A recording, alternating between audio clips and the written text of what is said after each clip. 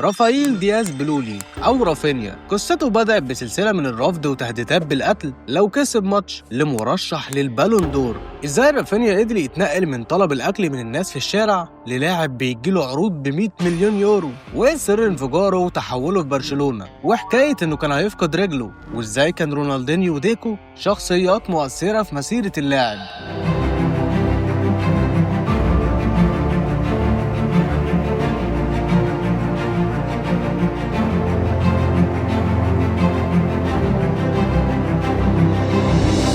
البرازيل شتاء عام 1996 في حي ريستينجا في بورتو أليجري اتولد رافائيل دياز رافينيا في أسرة فقيرة لأم برازيلية وأب من أصل إيطالي عازف في فرقة السامبا. نشأة رافينيا كانت صعبة لأنه كان مضطر يشارك أوضة النوم مع والده ووالدته وأخوه الصغير والقطط والكلاب، وزي أي طفل برازيلي في الأحياء الفقيرة شغف الطفولة هو الكورة. ورافينيا كان منبهر لما كان بيتفرج على الدوري الإنجليزي لما كان بيتذاع على التلفزيون في البرازيل باللي بيعمله تيري هنري بالكورة وصخب الجمهور والملاعب المليانة على آخرها على طول. وقال وقتها هيجي اليوم اللي أنا هلعب فيه هناك. وهو عنده 7 سنين بتجيله الفرصة إنه يحضر عيد ميلاد أسطورة موطنه بورتو أليجري رونالدينيو عن طريق والده اللي كان بيعزف في الحفلة هناك، وقدر يقابله وياخد صورة معاه. رونالدينيو في الفترة دي كان في موسمه الأول في برشلونة واللي كان محقق نجاح خاطف للأنظار في العالم كله. وبيقول رافينيا لما رونالدينيو شافني أخدني بين دراعيه ومشي معايا في بيته، أنا اتجمدت وما كنتش عارف إزاي أتصرف. هو بيتعامل مع الجميع بشكل جيد حتى الصغيرين. أنا كنت متأكد تماما إن ده أفضل عيد ميلاد رحته على الإطلاق.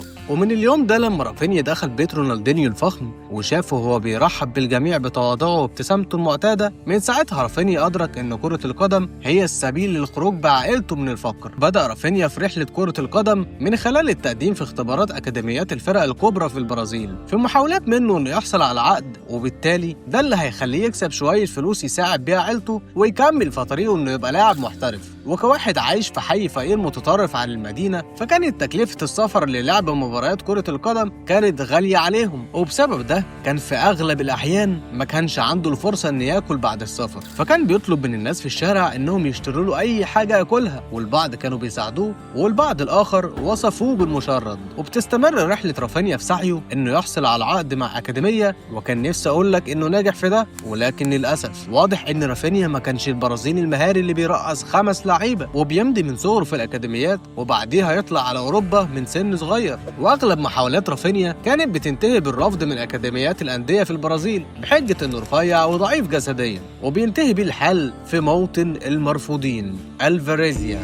الفاريزيا هي كلمة بتستخدم لوصف أي حاجة اتصنعت بارتجال أو بشكل غير مستقر، وأعتقد مش محتاج أوصف لك هي بتتقال كده ليه، وده لأن هي بتبقى عبارة عن مجموعة من المباريات والبطولات المستقلة اللي بينظمها المجتمع المحلي، وعلشان تلعب مش محتاج عقد، والملعب بيبقى طيني في حرارة عالية ووسط الرملة وفي الغالب من غير شبك، ومش محتاجين تيشيرتات عشان تميز الفرقتين، علشان في فرقة بتلعب بالتيشيرتات اللي عندها والفرقة التانية بتلعب من غير تيشيرت خالص. الناس هناك بتلعب بغضب شديد كأن حياتهم متوقفة على الماتش ده، بيلعبوا من أجل البقاء. والبطولات اللي زي دي بتبقى الملجأ للأطفال المرفوضين من أكاديميات زي رافينيا، ولقى رافينيا فيها الملجأ بعيد عن أعذار أكاديميات الأندية وقدم مستويات رائعة. ومن العادي إنك تشوف رجال العصابات واقفين بأسلحتهم حوالين الملعب، وعادي إنك تبقى رايح تجيب جون وتسمع صوت ضرب نار وسط صخب الجمهور العالي والألعاب النارية، وده اللي خلى عند رافينيا قوة تنافسية عالية وقدرة كبيرة على تحمل الضغوطات من وهو في سن صغير، وخلت ثقته في نفسه عالية وإنه يقدر يلعب في الأجواء دي في أي بطولة مهما كانت.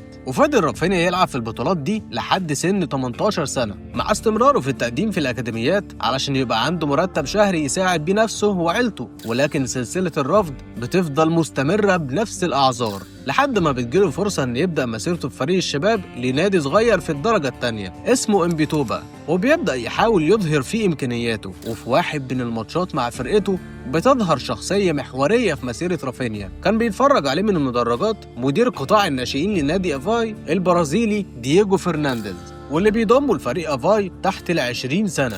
بدأ رافينيا التدريب مع فريق أفاي تحت 20 سنة وبدأ يظهر إمكانياته رغم الصعوبات اللي كان بيواجهها في السفر لمكان التدريب اللي كان بيبعد عن بيته بمسافة 6 ساعات سفر.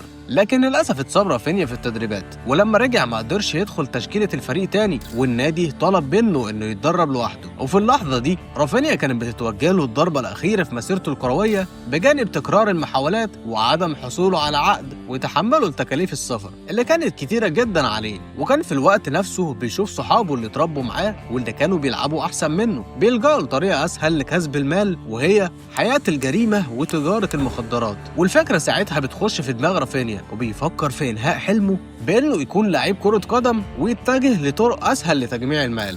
لكن رافينيا كان محظوظ بوجود أمه في حياته، واللي كانت مثال ليه على عدم الاستسلام والتخلي عن حلمه، واللي كانت بتشتغل في أكتر من 10 مجالات علشان تجمع فلوس وتحقق حلمها وتاخد شهادة جامعية وتكون بتدرس للأطفال اللي عندهم صعوبة في التعلم. وكمان أمثلة كتيرة من حياة رافينيا اتجهت لحياة الجريمة وأدت بيهم إلى نهاية مأساوية، وده كان دافع لرافينيا إنه ما يتخلاش عن حلمه إنه يبقى لاعب كرة قدم. وكمل رافينيا تدريباته بعد عودته من الإصابة، ومع اقتناع مدير قطاع الناشئين دييجو فرنانديز إنه يبقى جزء من القائمة اللي هتنافس في كاس ساو باولو للناشئين، واللي بيبقى بطولة مجمعة للفرق البرازيلية تحت 20 سنة، وبيبقى فيها كشافين من كل أنحاء العالم بيدوروا على المواهب الشابة. رافينيا في البطولة دي أظهر مستوى عالي جدا وورى للناس كلها مهاراته وهو قادر يعمل إيه، وخطف أنظار كل الموجودين. ومن الناس اللي كانت موجودة في المدرجات أثناء البطولة هو الأسطورة البرتغالية صاحب الأصول البرازيلية ديكو، واللي أعجب جدا برافينيا وشاف فيه حاجة مختلفة، والإعجاب ده أظهره ديكو إنه أقنع رافينيا يوقع مع شركته لوكالة اللاعبين،